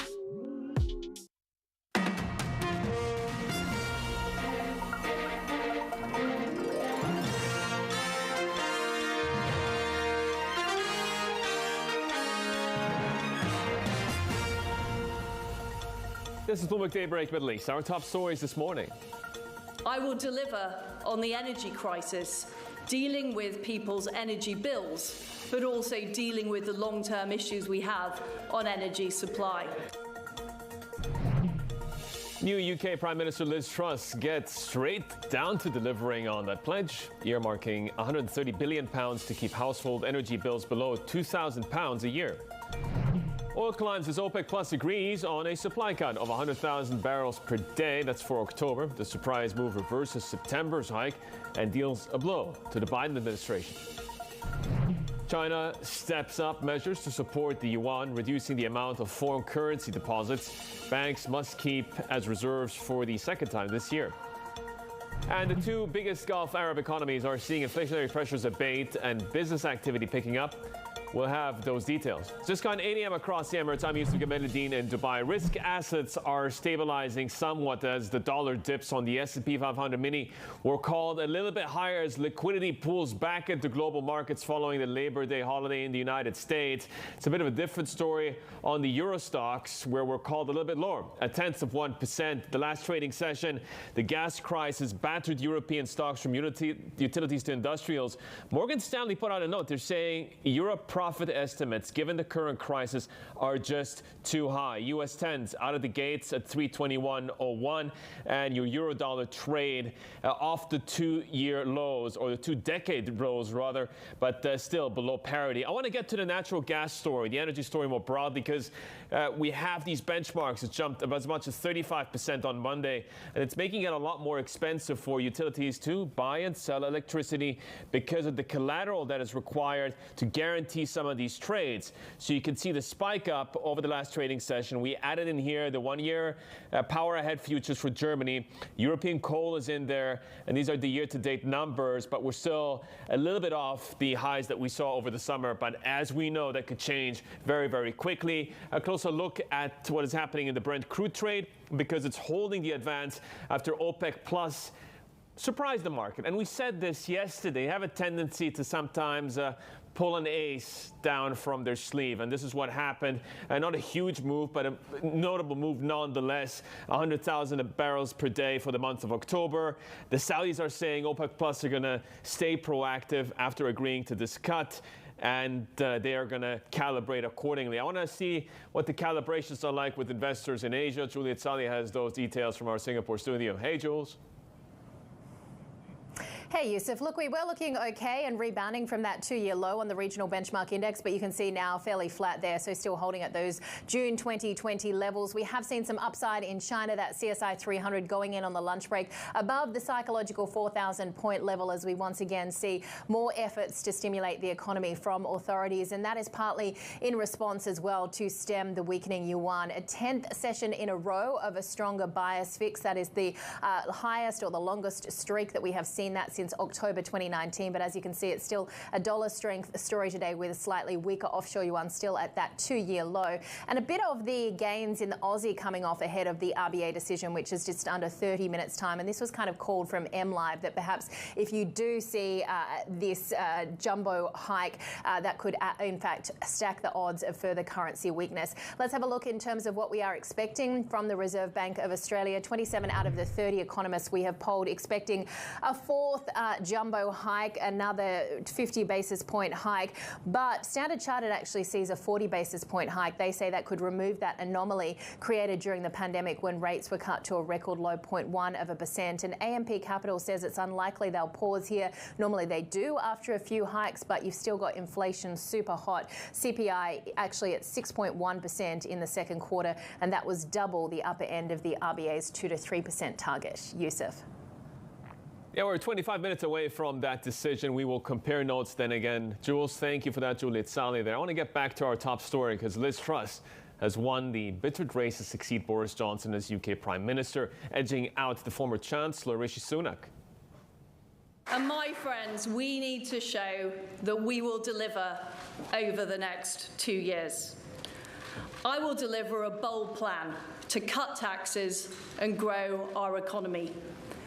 I will deliver on the energy crisis, dealing with people's energy bills, but also dealing with the long-term issues we have on energy supply. So refreshing to see the political vacuum in the UK getting filled. But here's the thing. She also wasted no time on that last promise, drafting plans to fix annual energy bills for a typical UK household at or below the current level. So we're talking about £2,000. Let's get more with Bloomberg's Stephen Carroll in London. So, Stephen, there's quite a set of challenges that 10 Downing has to work on. What is the chronology of events going to stack up like? Well, first of all, there's the handover of power that happens today as Boris Johnson officially leaves number 10 Downing Street as Prime Minister later on, travels to Balmoral in Scotland to resign to the Queen because that's where she is, and then it will be Liz Truss's turn to be appointed as Prime Minister by the Queen in Balmoral as well. So that's the first event, the actual handover of power, and after that the real work of government will begin. We will have cabinet announcements and then a first Prime Minister's questions in Parliament tomorrow. That is the schedule for now. But as you say, we've already had news from the team Liz Truss as to what they plan to do about energy bills, potentially the most pressing issue facing the new Prime Minister. Energy bills set to skyrocket by some 80% on the 1st of October, according to the regulated price cap that goes up on that date. We found out how much that was going to go up by just over a week ago. So that is where we are seeing Liz Truss now targeting this £130 billion, according to our reporting, that will be spent over 18 months. And the idea here is that the current system of a regulated price cap will be sidelined, and instead it will be ministers that decide the maximum unit price for electricity, and in that case it will be the government that will pay the energy companies to make up for those lost revenues to keep those household bills frozen at that current level of under £2,000. Stephen, thank you for running us through some of the key angles to the story. That's Stephen Carroll in London.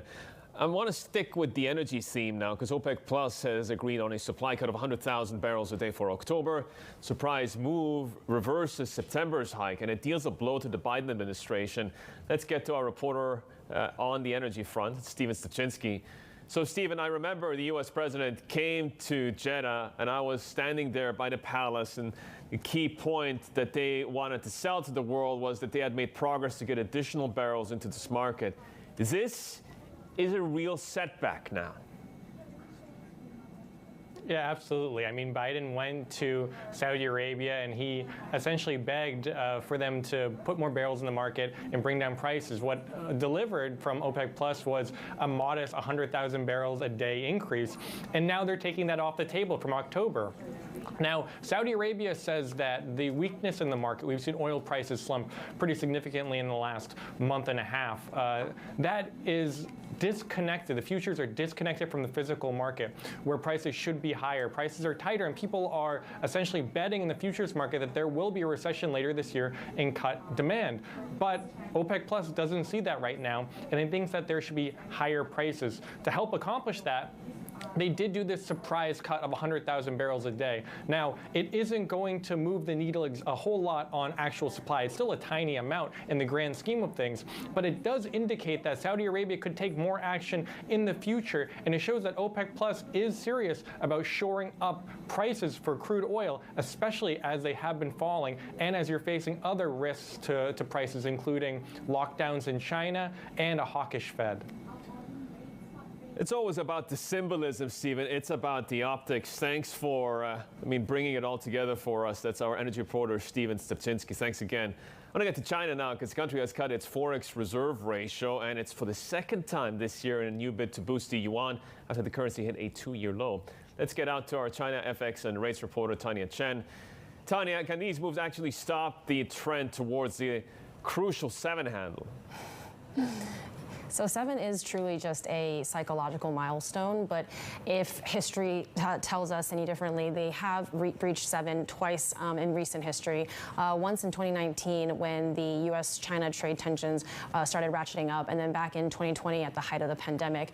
I think for the policymakers, their key priority is that they want to eliminate herd behavior. They want to kind of dampen speculative one-way bets, and that's actually a really big part of why they're doing this leading up to this party Congress that's happening in early October. They really want to maintain this message of currency stability. They want to make sure that they're not going to see any trigger in capital outflows. They just really don't want to see any panic selling. In the meantime, in terms of the domestic economy, we are dealing with renewed lockdowns, extension of existing lockdowns, now a city of about 6 million people. The PBOC is going to have to move and to ease. Do we have any indication as to how willing they are given the very different global macro backdrop? 100%. The third quarter is kind of the quarter of stimulus. I mean, putting it into perspective in terms of just from the currency standpoint, if you look at the yuan and where it's trading right now, at least from a trade-weighted standpoint, the yuan actually hasn't really moved that much in the last 2 days, even though from a dollar-yuan exchange rate, the yuan fell to a 2-year low. So in truth, the story is kind of just a dollar story, and what the PBOC is doing is they're just trying to kind of cushion the blow from what you're seeing from the stronger dollar and that yield differential between China and the U.S., which is kind of driving all of these outflows out of China. Tanya, great to see you. I know you've been traveling around Asia lately, so excellent work. Our China FX and rates reporter, Tanya Chen there. Let's get to you the first world headlines now from around the world and cross back out to Jules. Thanks, Yusuf. Ukraine's Prime Minister says his nation's allies should do their utmost to help end Russia's invasion fast because time is favouring Moscow. He's also told Bloomberg that Ukraine can fulfil its gas transit obligations to European customers despite the war, accusing Russia of using energy to blackmail Europe. We can see absolute understanding from European leaders that we are in a hybrid war. We have absolute understanding that Russia is blackmailing European politicians, and we have absolutely assurance from European politics that they will stay with Ukraine till the win. A US judge has granted Donald Trump's request for a neutral third party to review documents seized by the FBI from his Florida home. The Trump-appointed federal judge also temporarily blocked the Justice Department from using the material in its criminal investigation. The judge suggested the Supreme Court may eventually have to decide the issue of executive privilege relating to a former president. Pakistan's government has slashed its economic growth projections after flooding inundated one-third of the country. Expansion is now estimated at 2.3%, down from 5% target which was set in June. In Sindh province, the entire cotton crop and 65% of rice output have been wiped out. More than 1,300 people have been killed and millions left homeless by a disaster many experts blame on climate change. And at least 46 people were reported killed after a powerful earthquake hit China's Sichuan province. The magnitude 6.8 quake triggered landslides and shook buildings in the provincial capital Chengdu, where 21 million residents are under a COVID-19 lockdown. State media say falling rocks blocked roads, damaged homes and interrupted power supplies. Global news 24 hours a day on air and on Bloomberg Quick Take, powered by more than 2,700 journalists and analysts in more than 120 countries. This is Bloomberg. Yusuf. Thanks, Jules. Let's get you a snapshot of what else is in the pipeline. We've got a packed show. We're going to cover the regional macro picture with the Emirates NBD chief economist, Khatija Haq. Plus, we focus on Egypt's outlook in an exclusive interview with the Minister of Planning and Economic Development, Hala Said. But up first, UBP's Norman Villema joins us to discuss the markets and why he thinks investors are overpricing the prospects of a soft landing. This is Bloomberg.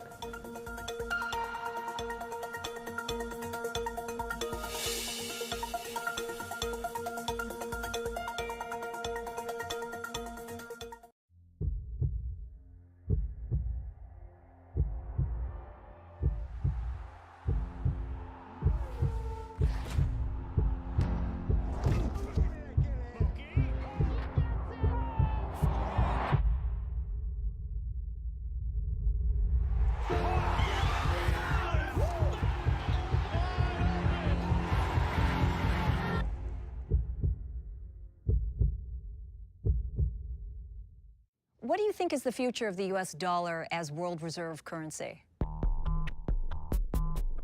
What we are watching is actually not the competition between the US dollar and Bitcoin.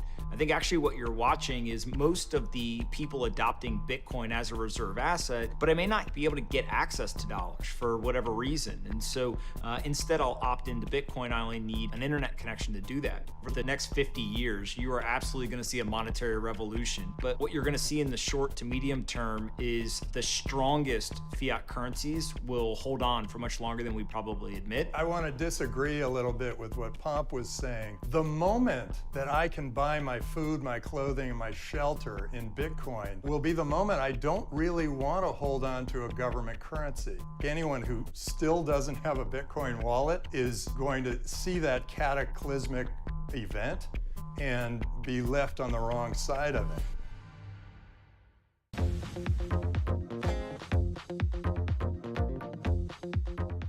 I think that it's hard to put your head around any narrative. Let's just be honest. We've had sort of a shift in, are we in some sort of stagflation fears moment? People were talking about that all day yesterday.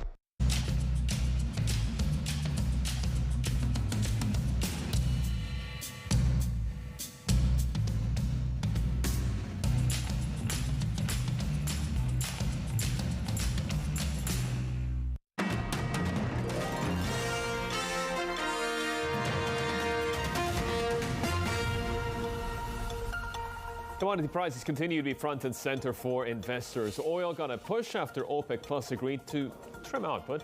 Meanwhile, natural gas surged in Europe as Russia kept the Nord Stream pipeline shut. Markets are weighing those higher energy costs and an inflation outlook that's prompting most major central banks to keep hiking interest rates. Let's head out to Norman Villema. He's the Chief Investment Officer for Private Banking at Union Bancaire Privé.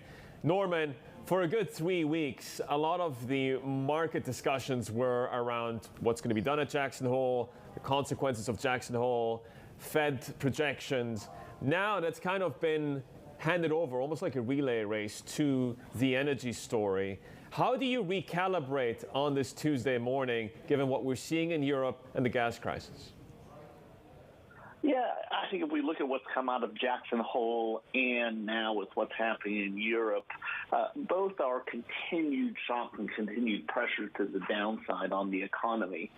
And so the more optimistic outlook for markets that we saw in the summer not only has to be unwound, which it has been in the last week or so, now it has to actually reprice to a more cautious outlook looking into year end. And we think that's what lies ahead for markets in the coming weeks. Where are valuations doing a good job, let me put it that way, in terms of reflecting the domestic and global economic reality? Is that in the U.S.? We're seeing a lot of caution around Europe with some of the research notes coming out in the last few hours. Is it in Asia and China? Where do you get a good deal for your money? I think when we look at just pure valuation, so the PE multiples in markets, actually Europe is very, very cheap right now.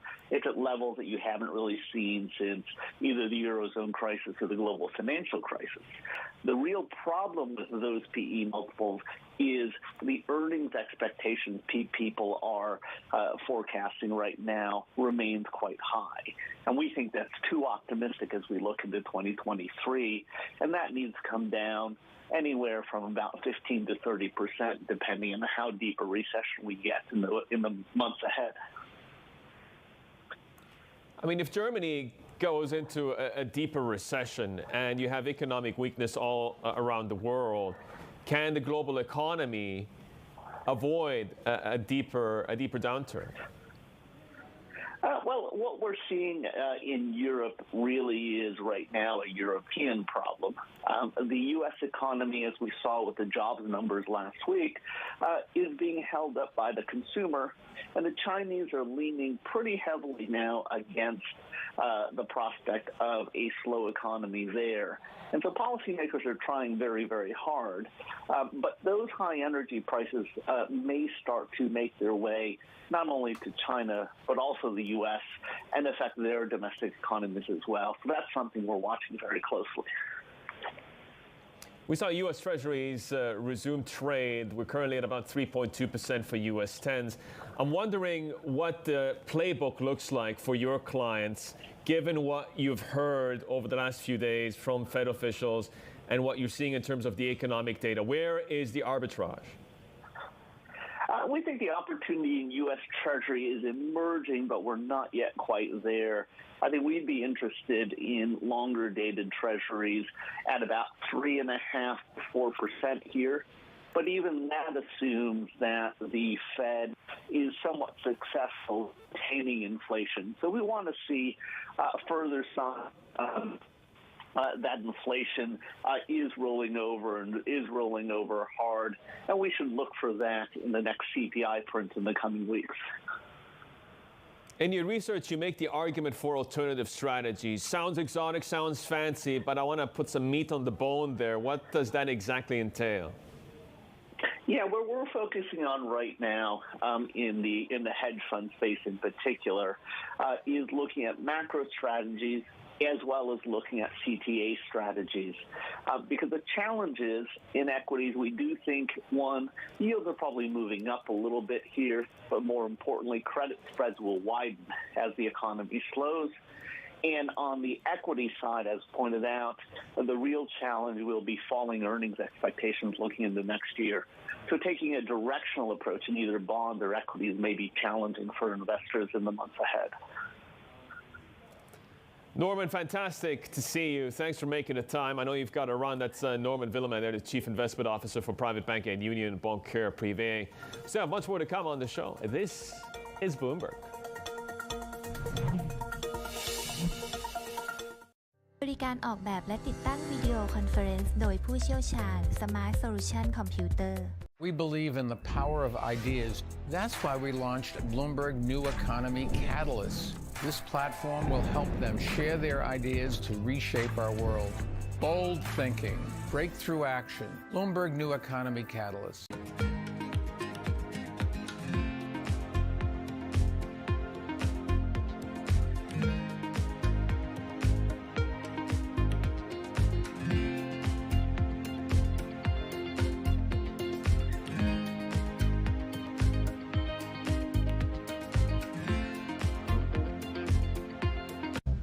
When I started, I had no idea it was going to turn into this, which is a tracksuit empire.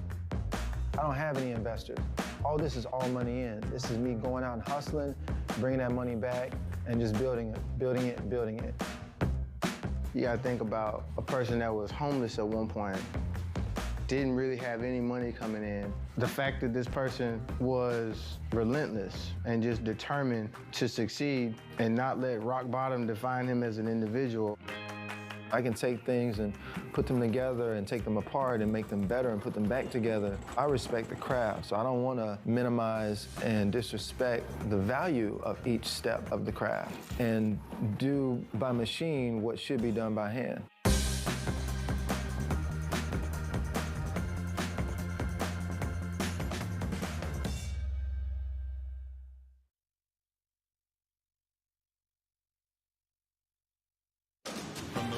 Politics to the world of business. Balance of Power with David Weston. News, analysis, insight from and about politics power players. Weekdays. This is Bloomberg.